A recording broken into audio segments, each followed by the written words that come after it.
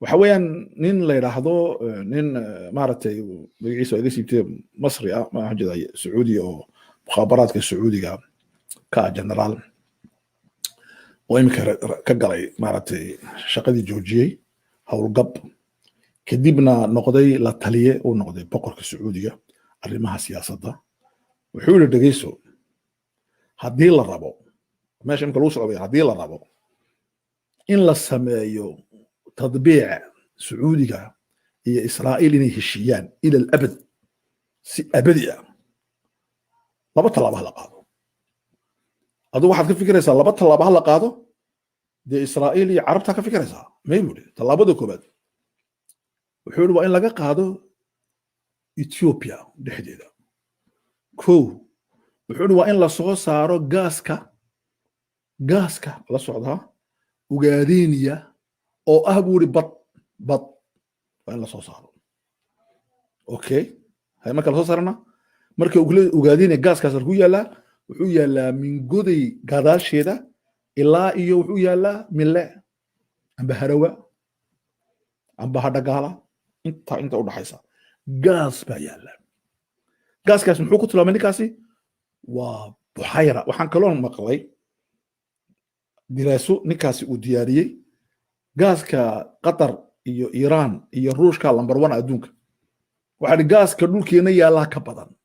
hadda warkaa la socdo gaaska dhulkeena yaalla yaa ka badan gaaska wuxuu waa in la soo saaro kow marka la soo saaro eegi la socdaya marka la soo saara kadibna isagu wuxuu kelmad wuxuu isticmaalay Soomaali biscali galbeed ugaadiin uu isticmaalay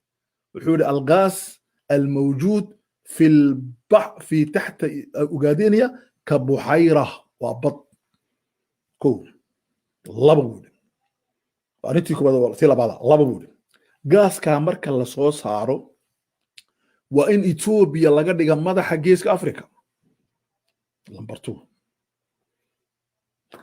أوكي صدح بودي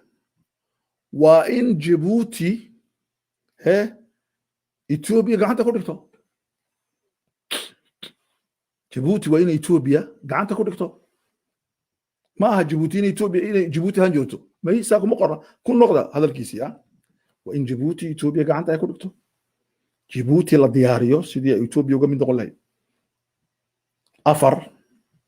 أرنت أفرات وإن لا سمايا طريقي مدينة النور يكبحي أبخ يمن تغي شن وإن يمن نبض لغا كينو أوكي لح مركانا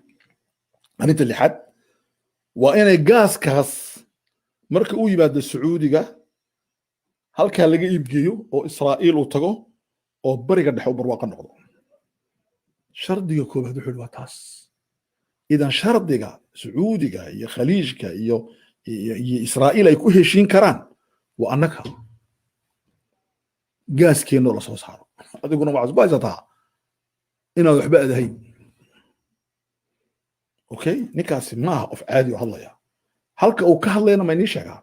wuxuu ka hor hadlayay ururka yahuuda ee maraykanka hortiisa loobiga yahuuda ee maraykanka ayuu muxaadarada ka horjeedinayay diskuur cashar buu ka dhigayay lecture buu ka bixinayay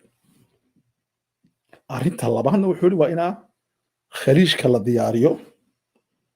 oo tiknolojiyahaan la diyaariyo si markaaba falastiinna la siiyo xuquuqdooda markaa waxaa dhici doona buli nabadii loo baahnaa iyo cilaaqaadkii kaamka ahaa